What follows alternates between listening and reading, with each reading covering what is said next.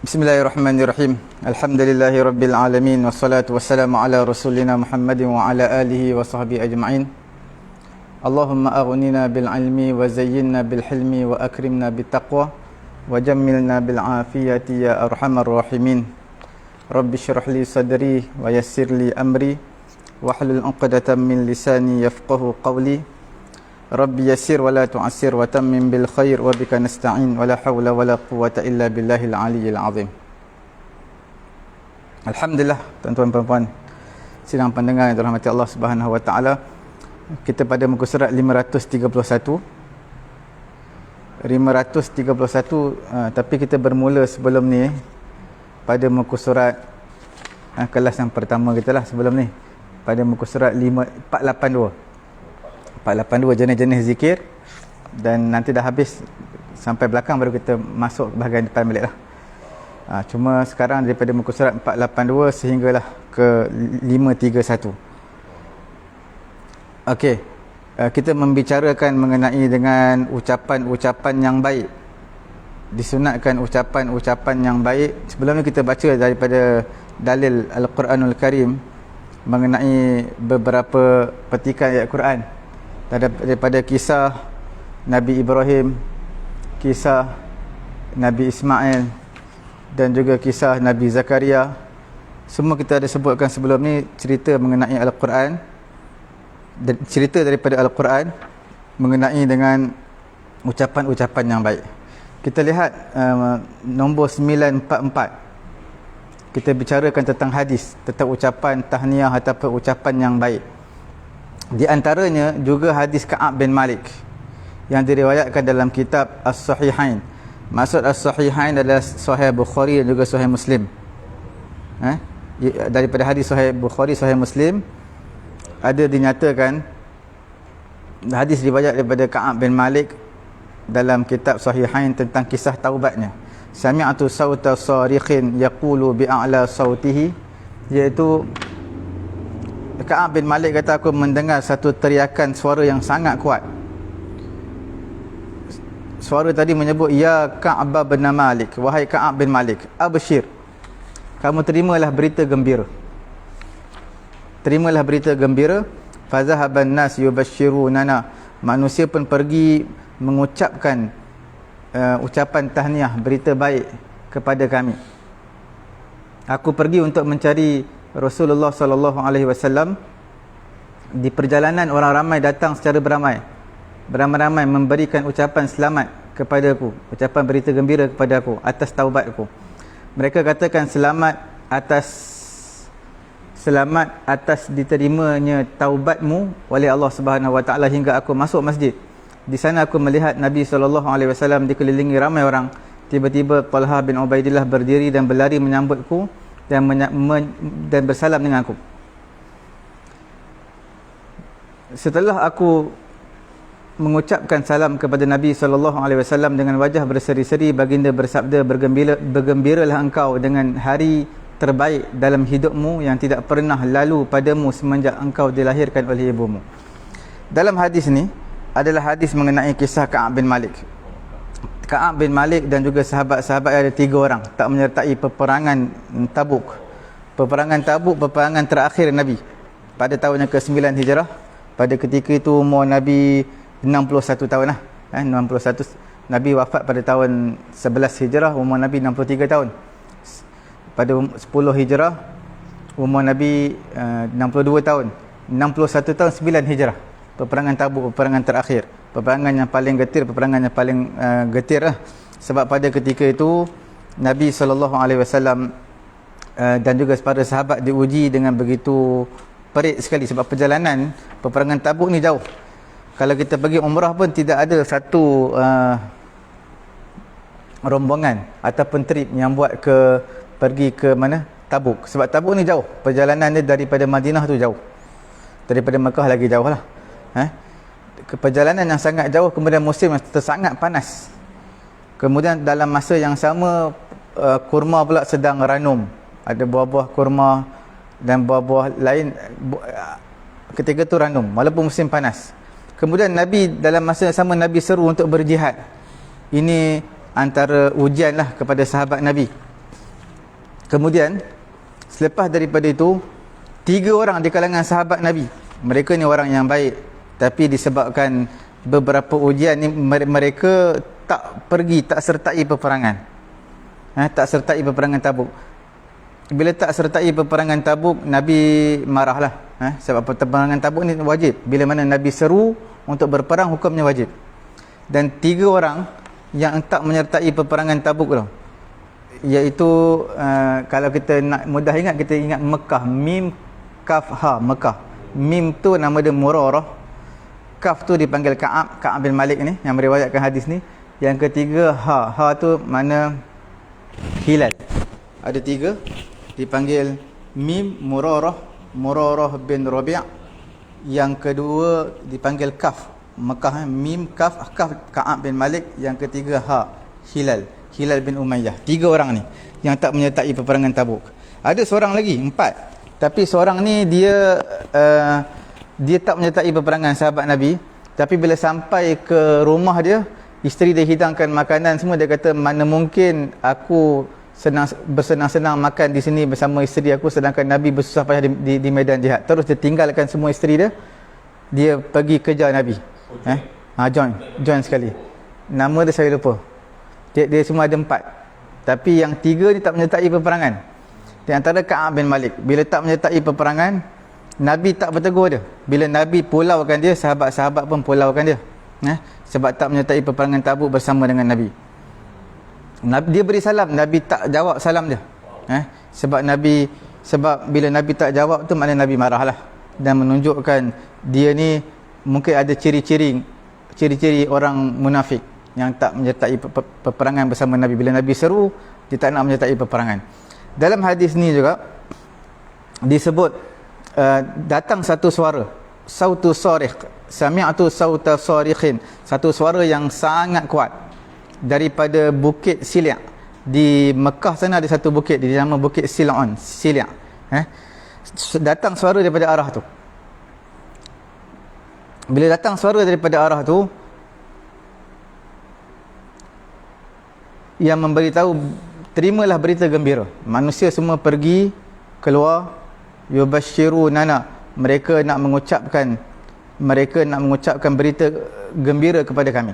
Wantalaqtu ata'ammu Rasulullah sallallahu alaihi wasallam yatalaqani nas faujan yuhanni'unani. Satu grup yang mengucapkan tahniah kepada aku kerana Allah Ta'ala telah terima taubat aku. Maknanya bila Allah Ta'ala terima taubat, mereka ucapkan tahniah. Sebab sebelum ni Nabi pulaukan dia. Bila Nabi pulau, sahabat-sahabat semua pulaukan. Ini kemudian lepas turunnya ayat Quran, ada dalam surah Taubah, turun ayat Quran yang menyatakan 3 orang ini adalah orang yang beriman, bukan orang munafik, dan taubat mereka telah diterima oleh Allah. Satu grup datang untuk mengucapkan tahniah kepada dia kerana taubat dia telah diterima oleh Allah. Ini dalam urusan agama. Dalam urusan dunia pun sama. Bila kita dapat satu nikmat, dinaikkan pangkat ataupun apa-apalah, maka kita ucapkan tahniah kepada dia. Ataupun mendapat pekerja yang terbaik, maka kita ucapkan tahniah kepada dia. Hatta dakhaltul masjid, Ka'ab bin Malik kata, sampai aku masuk masjid, tiba-tiba Nabi SAW ada berada di masjid Nabi, di masjid Nabi. Bukit Silia tadi saya rasa di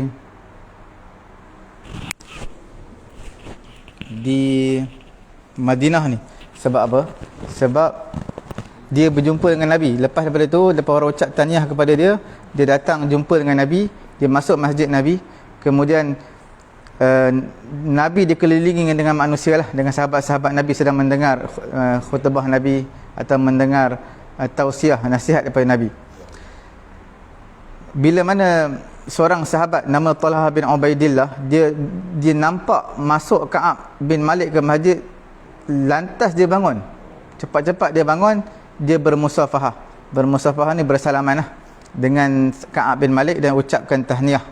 Dia ucapkan tahniah kepada Ka'ab bin Malik kerana taubatnya telah diterima oleh Allah Subhanahu wa taala.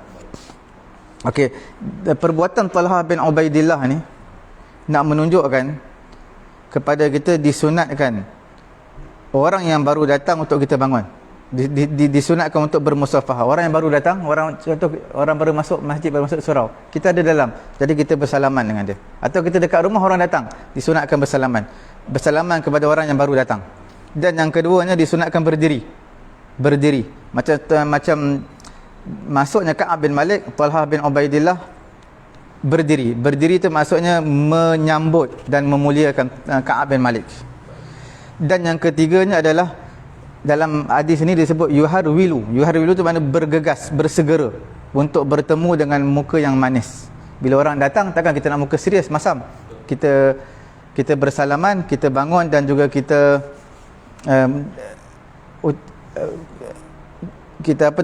bertemu dengan muka yang manis. Okey. Yang bunyi kuat. Jadi bukit ni apa nama bukit Sil'on, sin lam ain. Sil lam ain. Sin lam ain makna sil'on. Sil' gitu. Sil'on. Ni jadi suara kuat tu malaikat ke ustaz? Suara kuat ni dari malaikat pun. Suara kuat ni malaikat lah. Dia suara kuat daripada malaikat. Cuma kita tak tahu. Cuma kita tak dapat tengok rupa dia. Kita hanya dengar suara je. Hanya dengar suara kuat. Itu yang Allah Ta'ala tunjukkanlah kepada Ka'ab bin Malik. Nak bagi tahu, kalau macam Nabi senang, Allah Ta'ala turunkan wahyu. Kalau Ka'ab bin Malik, macam mana kita nak turunkan wahyu, sebab dia bukannya Nabi. Jadi datang satu suara yang kuat yang menyatakan taubat telah diterima oleh Allah. Dia sahabat Ka'ab bin Malik antara sahabat Nabi yang mana Allah Ta'ala muliakan dia, taubat diterima oleh Allah. Kemudian Ka'ab bin Malik kata, falamma sallamtu ala Rasulillah, apabila aku beri salam kepada Nabi menjawab salam dia, sebab sebelum ni Nabi tidak jawab salam dia. Qala wa huwa yubriqu wajhahu minas surur, dan pada ketika itu Nabi sendiri muka dia berseri-seri, dan Nabi ucap kepada dia, abshir bi khairi yaumin marra alayka munzu waladatka ummuk. Nabi kata, terimalah berita gembira dan terimalah kegembiraan dengan sebaik-baik hari yang telah berlalu kepada kamu semenjak emak kamu lahirkan kamu. Semenjak emak kamu lahirkan kamu sampailah hari ini, inilah hari yang paling menggembirakan kamu. Itu Nabi ucapkan kepada dia. Jadi ini juga nak bagi tahu, disunatkan kepada pemimpin ataupun kepada bos, majikan, ucapkan ucapan yang baik. Ucapan yang baik kepada orang bawahan dia, seperti Ka'ab bin Malik ni, bila dia bertemu Nabi bagi tahu kat dia, inilah hari yang paling mengembirakan kamu semenjak ibu kamu lahirkan kamu. Dengan sebab apa? Sebab taubat yang telah diterima oleh Allah Subhanahu Wa Taala. Jadi ada dua tunjuk lah, satu kuat, satu lagi turun Al-Quran. Bagi tahu yang Ka'ab ni dia akan diampunkan. Ka'ab bin Malik ada turun ayat Quran, cerita tentang dia. Dia sekali dengan tadilah nama Murarah dan juga Hilal bin Umayyah. Tiga orang ni ada turun ayat Quran mengenai mereka, kerana nak bagi tahu taubat mereka telah diterima oleh Allah Subhanahu Wa Taala. Okey. Kita lihat nombor 53 muka surat 532, iaitu dibolehkan ta'ajub dengan mengucapkan tasbih, tahlil dan seumpamanya. Makna kita rasa ta'ajub ni makna kagum. Kalau kita kagum, boleh untuk kita ucapkan tasbih subhanallah, tahlil la ilaha illallah dan seumpama dengannya. Okey, kita lihat nombor 945. Kami riwayatkan dalam Sahih Al-Bukhari dan juga Sahih Muslim daripada Abu Hurairah radhiyallahu taala anhu bahawa Nabi sallallahu alaihi wasallam hendak menemuinya. Nabi nak bertemu dengan Abu Hurairah sementara dia dalam keadaan berjunub. Dalam keadaan berhadas besar, belum mandi wajib lagi. Dia pun bersembunyi dan pergi mandi. Nabi sallallahu alaihi wasallam mencari Abu Hurairah. Setelah dia datang, maka baginda bertanya, dari mana engkau wahai Abu Hurairah? Dia menjawab, wahai Rasulullah, engkau hendak menemuiku sementara aku dalam keadaan berjunub. Aku tidak suka duduk denganmu dalam keadaan demikian sampailah aku mandi. Aku mandi wajib lah. Maka Nabi bersabda, subhanallah, subhanallah, maha suci Allah. Maknanya Nabi rasa kagum dengan perbuatan Abu Hurairah. Sebab tu Nabi kata, subhanallah, innal mu'min la yanjus. Sesungguhnya orang beriman itu tidak najis. Dalam kitab Bukhari ada diletak satu bab. Bab apa? Bab takbir dan tasbih ketika berasa kagum, berasa ta'ajub, berasa kagum. Imam Bukhari letak takbir, ucapan takbir Allahu Akbar, dan juga tasbih subhanallah ketika rasa kagum. Kalau kita lihat dalam surah Al-Isra, Allah Ta'ala letakkan perkataan pertama subhanalladzi. Subhanalladzi makna subhanallah. Subhanalladzi asra bi'abdihi lailan minal masjidil haram. Subhanalladzi asra bi'abdihi lailan minal masjidil haram ila masjidil aqsa. Maha suci Allah yang memperjalankan pada waktu malam, memperjalankan hamba dia daripada Masjidil Haram ke Masjidil Aqsa. Apa maksud memperjalankan daripada Masjidil Haram ke Masjidil Aqsa? Iaitu dipanggil peristiwa Isra wal Mi'raj. Peristiwa Isra, perjalanan malam yang pelik lah. Sebab perjalanan daripada Mekah Masjidil Haram ke Masjidil Aqsa di Baitul Maqdis, perjalanan tu mengambil masa beberapa hari. Tapi Nabi tak sampai separuh malam pun perjalanan Nabi. Dipelik. Bila kagum dan pelik, sebab tu Quran mulakan dengan subhanalladzi. Subhanalladzi makna subhanallah.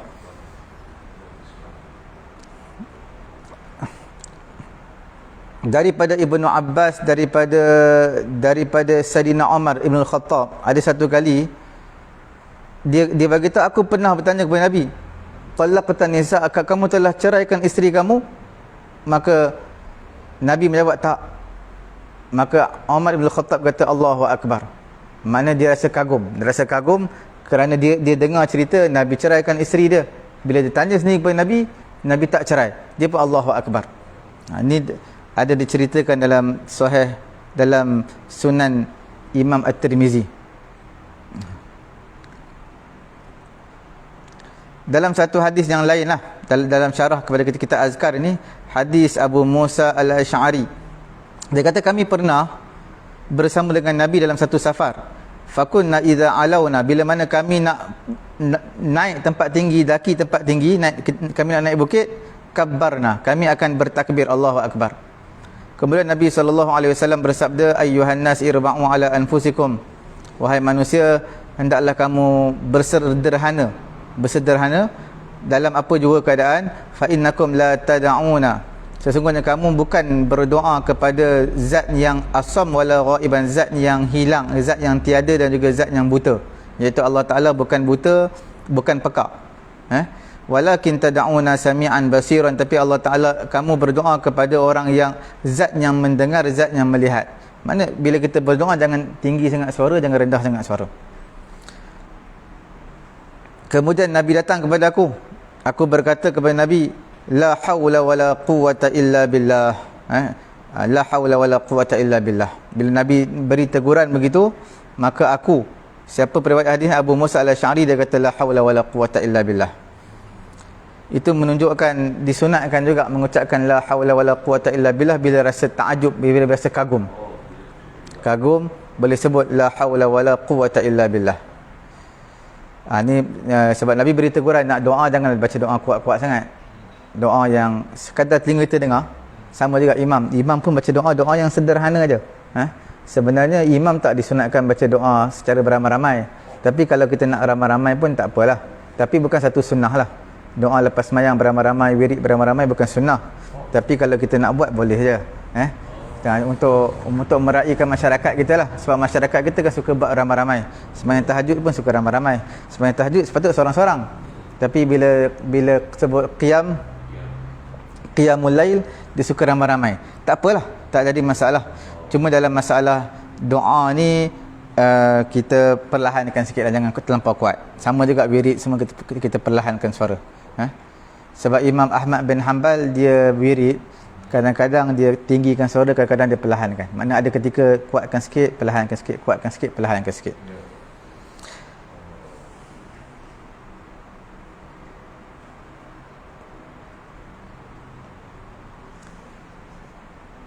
syarah kitab Bukhari ada satu, nama dia Imam Al-Badrul Aini. Dia kata haram apa? Haram tasbih tahlil ketika mana melakukan perkara yang haram, ataupun buat satu perkara nak sampai kepada maksud objektif yang diharamkan oleh Allah. Bila kita ucapkan subhanallah ke Allahu Akbar ke apa benda zikir yang kita ucap ketika mana melakukan sesuatu perkara yang haram, ataupun melakukan suatu perantara nak sampai kepada benda yang haram, itu juga tak dibenarkan untuk ucapan apa-apa zikir. Sebab seolah-olah kita letak nama Allah Ta'ala ni pada tempat yang kotor lah. Nombor 946. Kami riwayatkan dalam Sahih Al-Bukhari, Sahih Muslim, daripada Aisyah radhiyallahu ta'ala anha, bahawa ada seorang perempuan yang bertanya kepada Nabi tentang bagaimana cara mencuci darah haid. Baginda mengajarkan kepadanya bagaimana cara dia mandi, bagaimana cara untuk dia mandi. Baginda bersabda, ambillah segumpal kapas dan bersihkan dengannya. Dia bertanya, bagaimana cara membersihkannya? Baginda menjawab, bersihkan dengannya. Dia bertanya lagi, ya tetapi bagaimana cara dia? Baginda bersabda, subhanallah, bersihkan. Aku pun menarik perempuan itu, iaitu isteri Nabi Aisyah radhiyallahu ta'ala anha, ditarik perempuan ni, dan aku katakan kepadanya, bersihkan darah yang menempel dan ikuti jalurnya.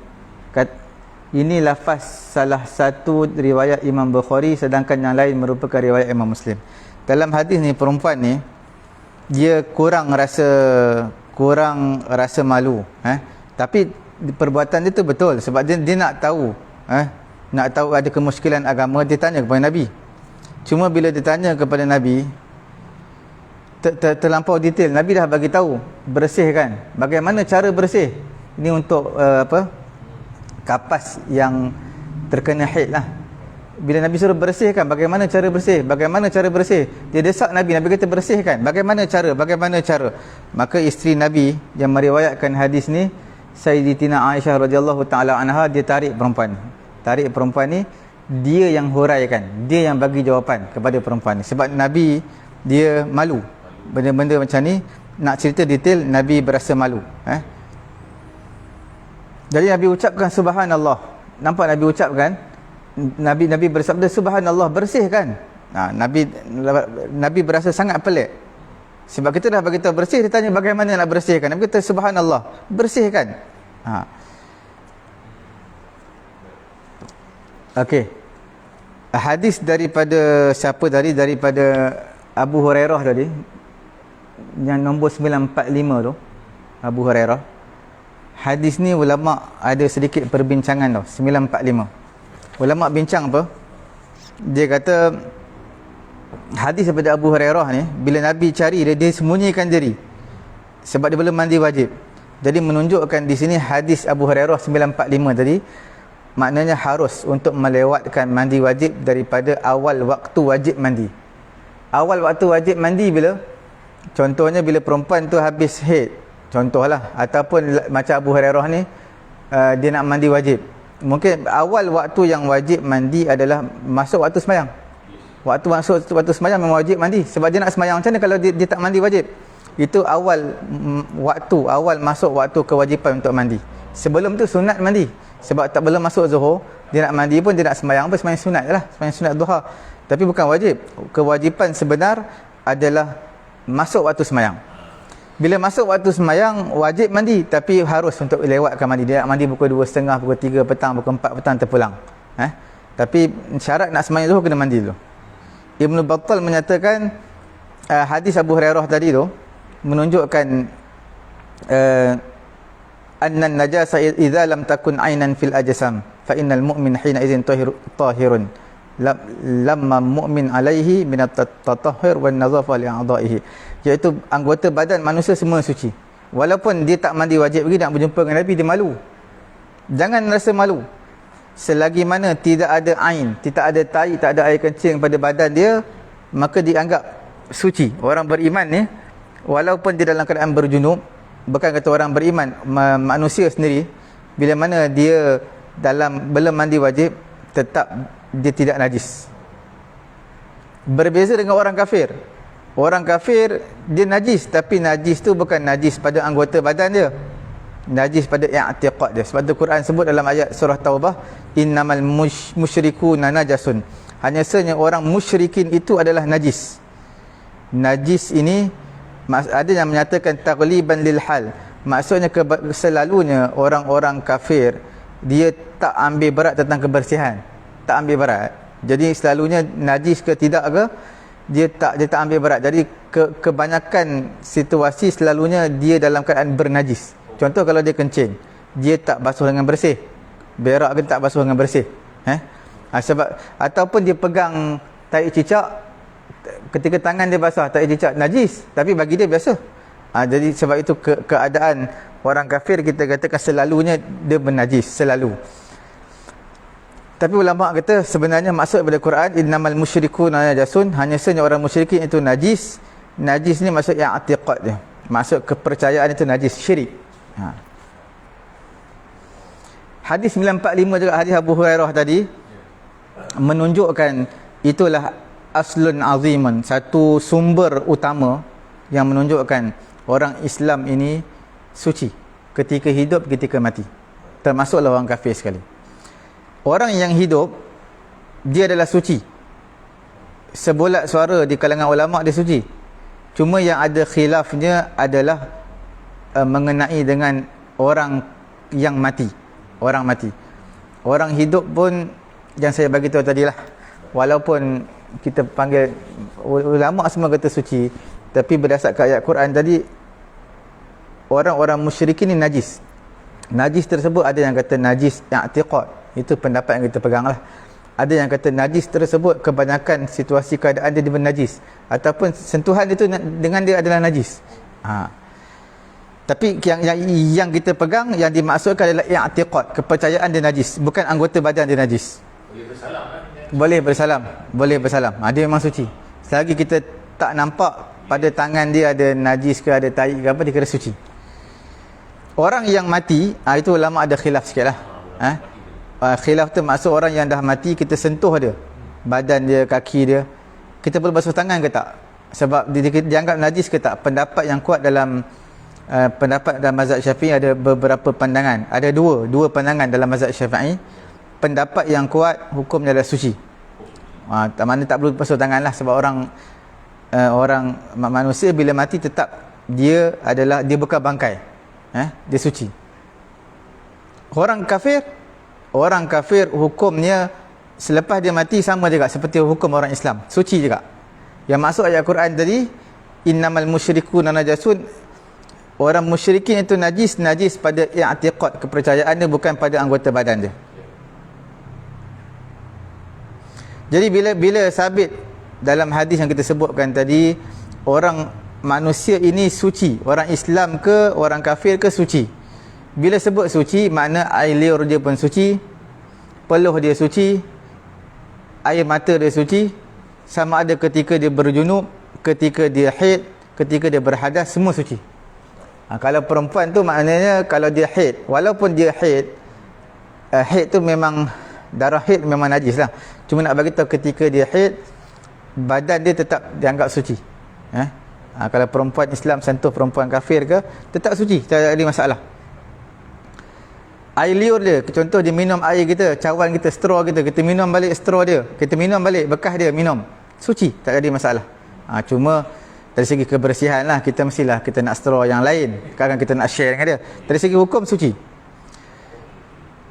Hadis 945 hadis Abu Hurairah tadi menunjukkan tentang istihbab, disunatkan kita ihtiram ahlil fadl, memuliakan orang yang mempunyai kemuliaan. Seperti Nabi, bila Nabi cari dia malu nak jumpa Nabi, dia sembunyikan diri dia. Sebab apa? Dia nak berjumpa dengan orang mulia, pastilah pakaian dia bersih, dalam keadaan dia suci.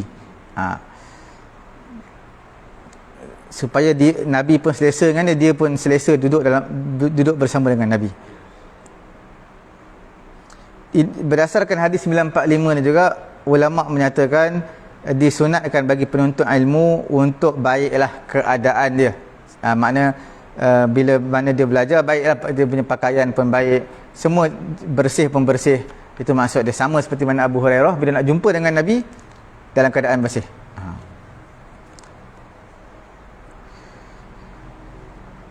Cuma hadis 946 ni daripada Aisyah radhiyallahu taala anha yang berjumpa dengan dia, satu riwayat yang lain ada penambahan disebut perempuan yang jumpa Nabi itu perempuan di kalangan orang Ansar. Nama dia Asma binti Yazid. Asma binti Yazid, dia jumpa dengan Nabi dan dia bagi tahulah. Dia bagi tahu tentang cara nak menyucikan haid ni. Nabi kata khudhi fursah. Ambillah kapas. Nabi kata apa? Khuzi firsatan min misk fatatahhari biha. Ambil kapas yang daripada dan diletakkan kasturi, letakkan kasturi padanya, kemudian bersuci. Maknanya tempat kemaluan kita kena bersih lah, basuh dengan air bagi dia bersih, wangi dan bersih. Itu maksud Nabi. Kalau kita kata kalau ada pertanyaan lah berdasarkan hadis ni, Nabi tak suruh basuh dengan air pun. Mengenai seorang perempuan, dia tanya kepada Nabi mengenai basuhannya daripada haid, maka Nabi suruh, Nabi perintahkan kepadanya, kaifa taghtasil, bagaimana cara membasuh. Nabi ajar dia ambil kapas. Nabi tak suruh ambil air, Nabi suruh ambil kapas. Nabi tak ada sebut air untuk bersihkan haid dia. Jadi pertanyaan di sini, Nabi tak suruh sampaikan air untuk bersihkan haid. Suruh ambil apa? Firsah. Kapas, ambil kapas je. Jadi kita katakan di sini, ada ulama jawab, dia kata sebenarnya pertanyaan ni pertanyaan bukan tentang basuh. Basuh memang semua orang sudah tahu dah. Kalau darah memang kena basuh dengan air. Darah, kalau darah haid lagi dah semua orang dah tahu kena basuh dengan air. Cumanya nak tanya lepas tu apa yang perlu kita buat, bagaimana cara dia. Kalau nak cara cuci basuh dengan air, semua perempuan ni sudah tahu dah, basuh memang najis basuh dengan air. Itu jawapan yang pertama. Jawapan pertama apa? Iaitu semua dah tahu basuh memang dengan air, cuma cara dia kena ambil kapas, kena letaklah wangian, kemudian letak di faraj, kemaluan orang perempuan. Okey, yang kedua, Nabi cerita tu bukan Nabi Nabi kata bukan nak menerangkan satu persatu, nak menerangkan cara basuhnya, stepnya pertama begini, kedua begini, yang ketiga begini, tidak. Tapi Nabi kata dalam Nabi bercerita tu, Nabi bagi tahu ambil kapas, kemudian letak begini. Bukan nak menerangkan satu persatu. Perkara yang ketiga, dikuatkan hadis ni daripada riwayat Imam Muslim. Nabi sebut detail, ta'khudhu ihdakunna ma'uha, ambil air dan juga apa, bidara, fatatahhar. Bidara ni supaya nak bau wangi lah. Kemudian bersuci, kemudian elokkan sucian kamu. Fatasubbu ala ra'siha fatadullukahu dalkan syadidan. Kemudian Nabi suruh tuang dengan air. Ini semua nak lebih menjelaskan dalam riwayat yang lain, riwayat Imam Muslim, Nabi suruh simbah dengan air. Tapi riwayat daripada Imam Bukhari daripada Aisyah ni dia tak disebut dengan air, sebab telah diriwayatkan dalam hadis yang lain. Kemudian bila perempuan ditanya bagaimana nak bersih, beberapa kali dia tanya, maka Nabi kata subhanallah. Maknanya harus untuk kita bertasbih ketika kita rasa pelik, kagum, kita dah kata bersih kan, dia tanya bagaimana cara nak bersih tu, Nabi kata subhanallah. Begitu juga untuk memberi tambih, memberi peringatan. Mana bila Nabi kata bersihkan, dia tanya bagaimana bersihkan, nak mana Nabi nak memberi penegasan dan nak memberi peringatan, bersihkan. Sama juga kita nak memberi tambih, memberi peringatan. Kalau imam tersalah, kita akan sebut subhanallah juga, sama. Dalam ayat ni pun Nabi nak memberi penegasan subhanallah. Nabi rasa pelik, untuk memberi peringatan lah.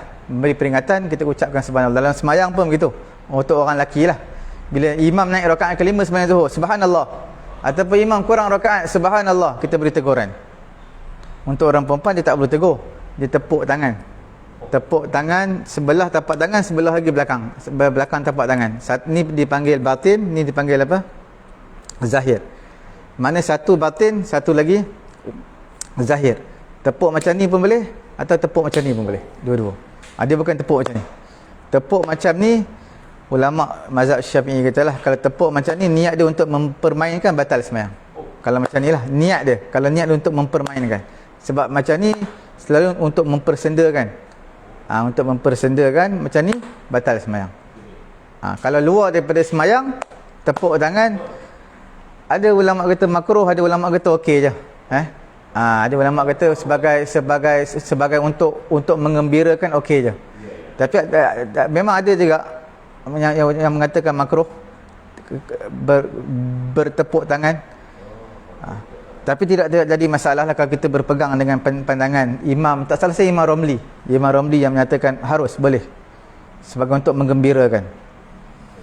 Jadi jemaah perempuan kalau kita salam kat saya, isteri saya cuma angkat.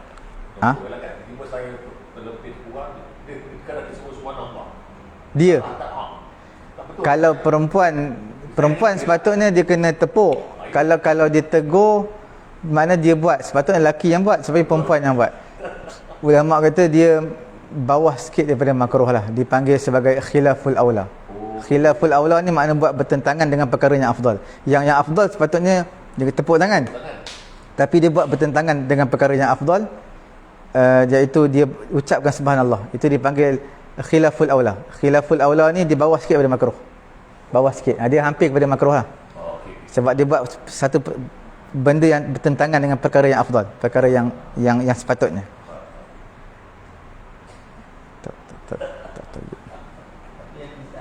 Apa dia?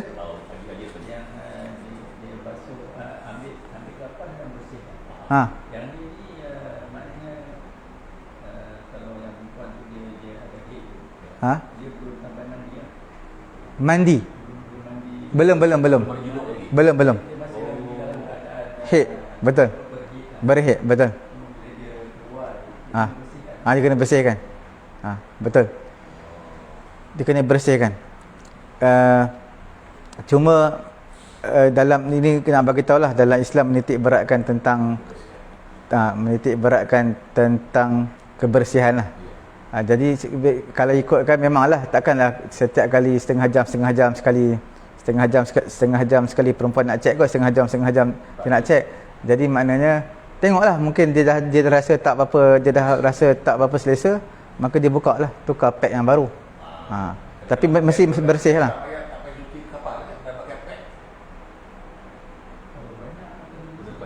Kalau dia banyak lah, kalau dia banyak kita kena kalau dia banyak.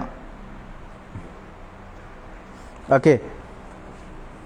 947 kami riwayatkan dalam Sahih Muslim dari Anas bin Malik radhiyallahu taala anhu bahawa saudari Ar-Rubai' Ummu Harisah melukai seseorang.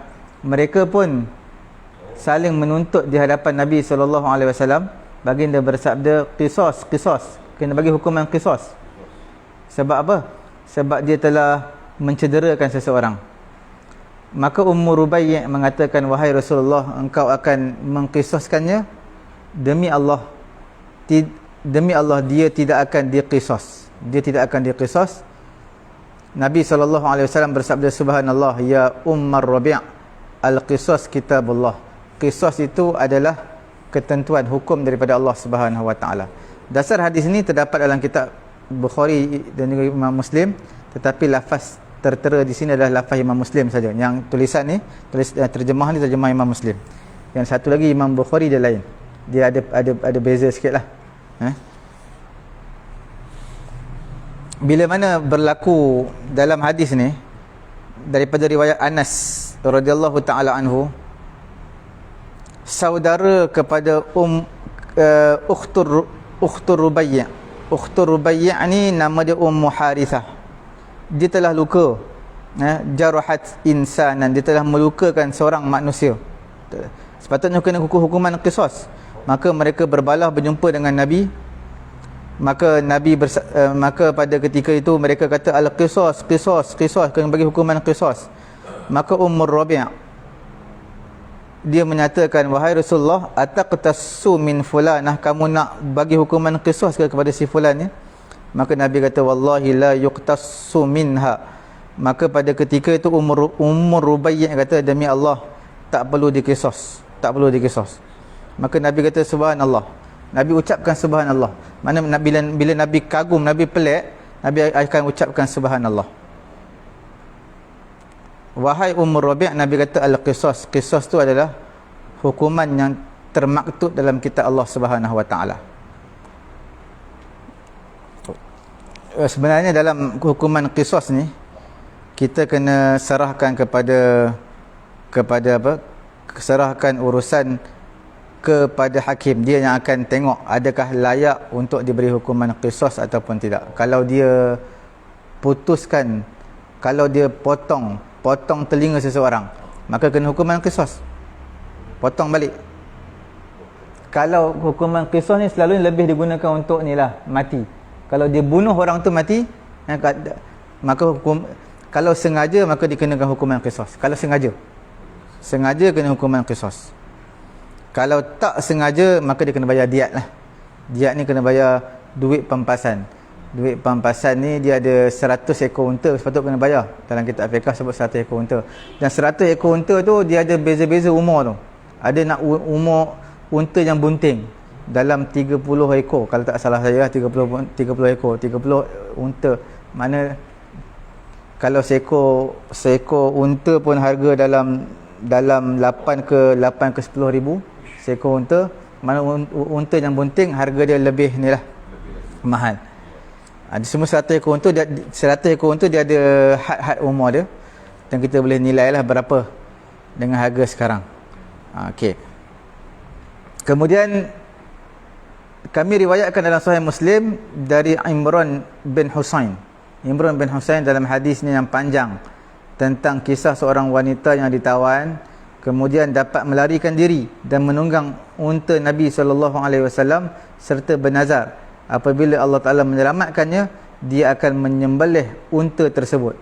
Unta yang ditunggang, unta tersebut milik Nabi SAW, tapi dia bernazar. Dia lepas, dia lari daripada tawanan perang, dia menaiki unta Nabi, dia bernazar, kalau aku selamat ni, aku akan sembelih unta ni. Ketika dia datang, para sahabat memberitahu hal ini kepada Nabi SAW, maka baginda bersabda subhanallah. Sebab Nabi rasa pelik, subhanallah Nabi ucapkan, Maha suci Allah, alangkah buruknya balasan, alangkah buruknya balasan untuk wanita ni. Dahlah dia mencuri, kemudian dia bernazar atas perbuatan yang buruk. Dia lari daripada tawanan perang, lepas lari daripada tawanan perang, dia curi lagi, kemudian dia bernazar di atas perbuatan yang tidak baik. Bernazar ni boleh, tapi bernazar atas perkara yang harus ataupun perkara yang baik, itu je. Dia tak boleh bernazar perkara yang haram. Sebab dia nak, bila dah lah unta curi, kemudian dia nak sembelih unta tersebut, dia bernazar.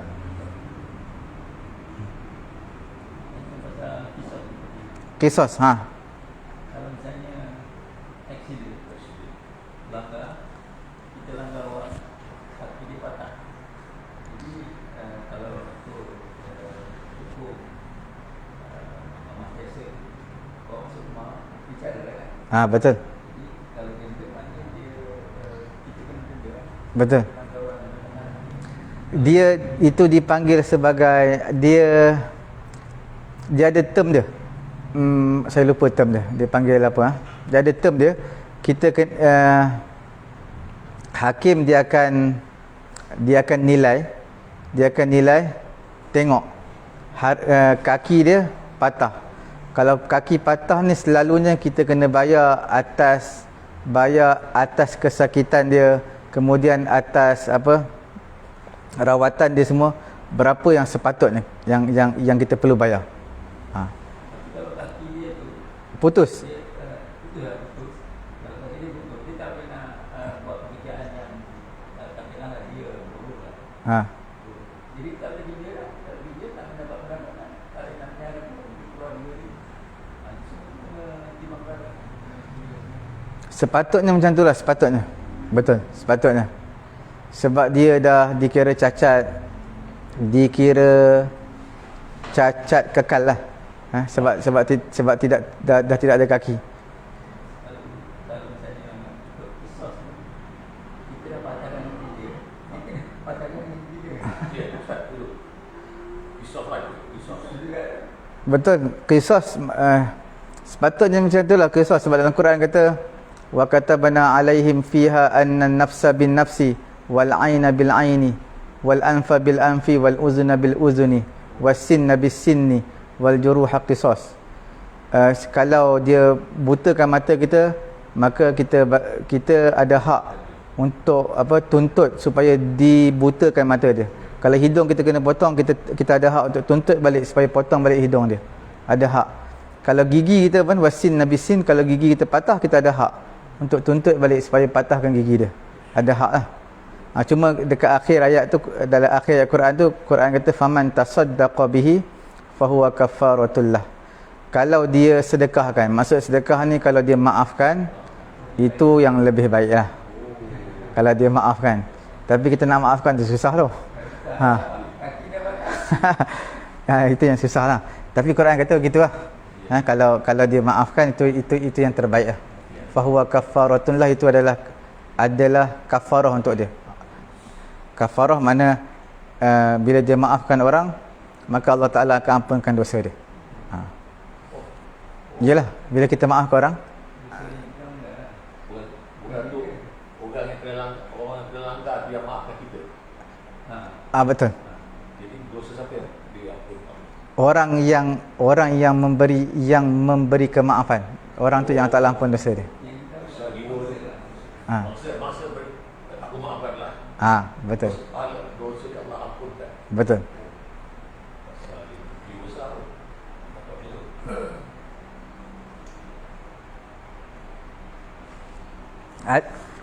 Hadis yang terakhir 949 ni kami riwayatkan dalam Sahih Muslim daripada Abu Musa al-Asy'ari radhiyallahu taala anhu. Dalam hadis istizan ni hadis meminta izin. Hadis minta izin, itu nama istizan. Istizan satu kalimah dalam bahasa Arab, maksudnya minta izin. Bahawa dia berkata kepada Umar Ibn al-Khattab radhiyallahu taala anhu, di akhir hadis disebutkan, wahai Ibn al-Khattab, janganlah engkau menjadi azab bagi para sahabat Nabi SAW. Umar menjawab, subhanallah, maha suci Allah. Umar rasa terkejut. Innama sami'atu syai'an fa ahbabtu an atasabbata. Aku hanya mendengar sesuatu dan aku ingin meyakinkan diriku. Hadis ni mengenai dengan apa?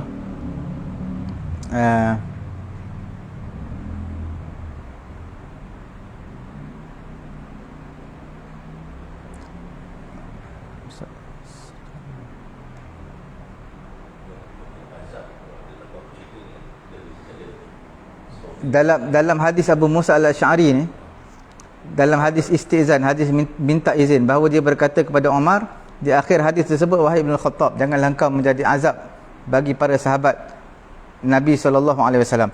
Dalam hadis ni ada ulama kata maksud daripada Sayyidina Umar terhadap apa yang seseorang lakukannya bersama dengan Abu Musa al-Asy'ari. Mana maksud Sayyidina Umar untuk menggertak sebab dia melakukan suatu perkara yang bid'ah, ataupun menyatakan satu perkataan yang Nabi SAW tidak katakan. Jadi Sayyidina Umar pun marahlah terhadap orang yang mengatakan satu perkataan yang Nabi tak pernah sebut. Maknanya telah melakukan perkara yang bid'ah. Jadi mereka memberi teguran kepada Sayyidina Umar, janganlah engkau menjadi azab bagi para sahabat Nabi. Maka Sayyidina Umar kata, subhanallah, aku ni mendengar sesuatu, aku dengar apa yang disampaikan, maka aku nak beri keyakinan kepada kamu, apa yang disampaikan ini bukan daripada Nabi.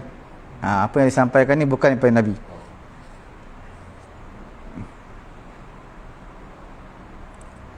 Yang terakhir kami riwayatkan dalam Sahih Al-Bukhari dan Sahih Muslim dalam hadis Abdullah bin Salam, dalam hadis yang panjang, ketika dikatakan kepadanya, engkau termasuk penghuni syurga, dia menjawab, subhanallah, ma yanbaghi li ahadin an yaqula ma lam ya'lam. Maka pada ketika itu Abdullah bin Salam menyatakan, maha suci Allah, tidak sepatutnya seseorang bercakap suatu perkara yang dia tidak tahu. Hadisnya Abdullah bin Salam, hadisnya hadis yang panjang sebenarnya.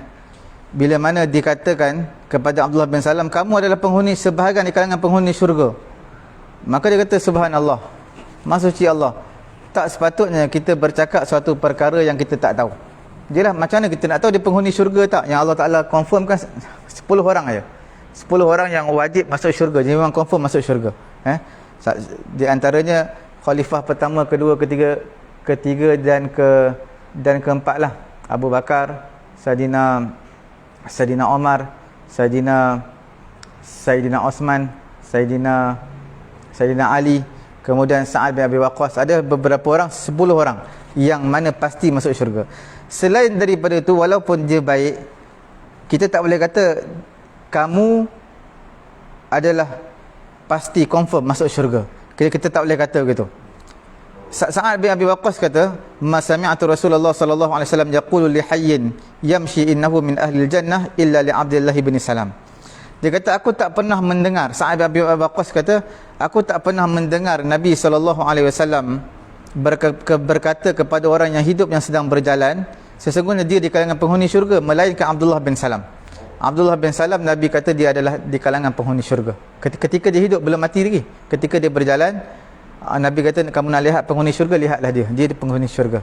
Abdullah bin Salam ni adalah dipanggil sebagai ahlul kitab, orang Yahudi lah, tapi orang Yahudi yang beriman. Orang Yahudi, sebab selalunya ahlul kitab, orang yang beriman dengan kitab Taurat, dia faham Taurat tapi dia tak nak beriman sebab dia degil. Banyak yang beriman di kalangan ulama ahlul kitab ni, di kalangan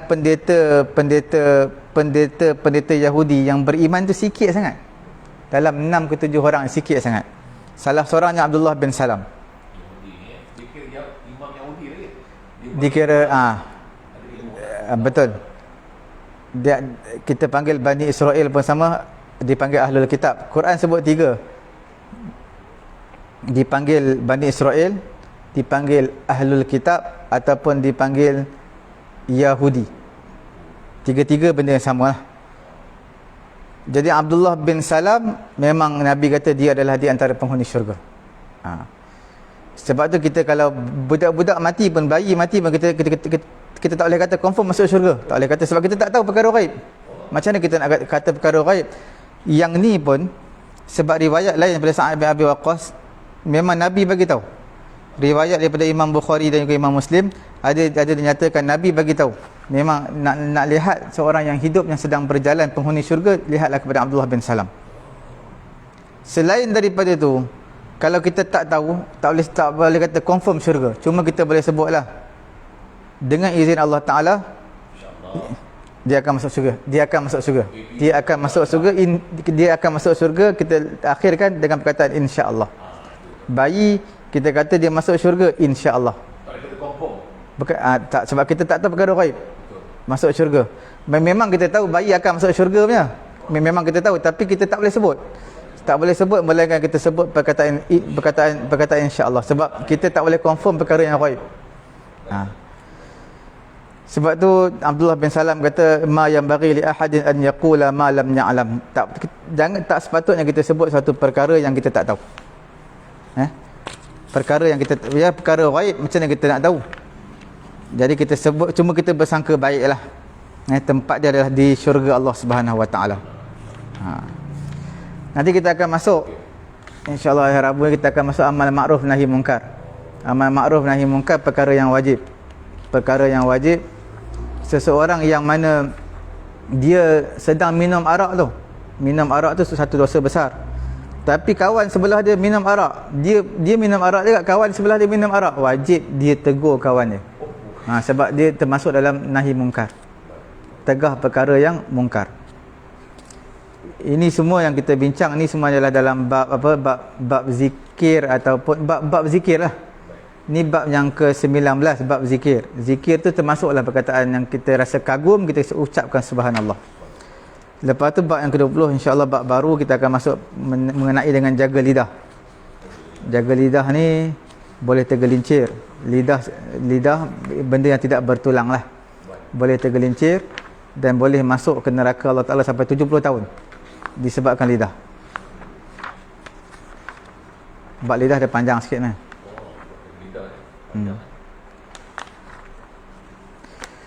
Okay, insyaAllah kita akan jumpa nantilah pada siri yang ke-17 insyaAllah. Subhanallah wa bihamdihi, subhanakallahumma wa bihamdika, asyhadu an la ilaha illa anta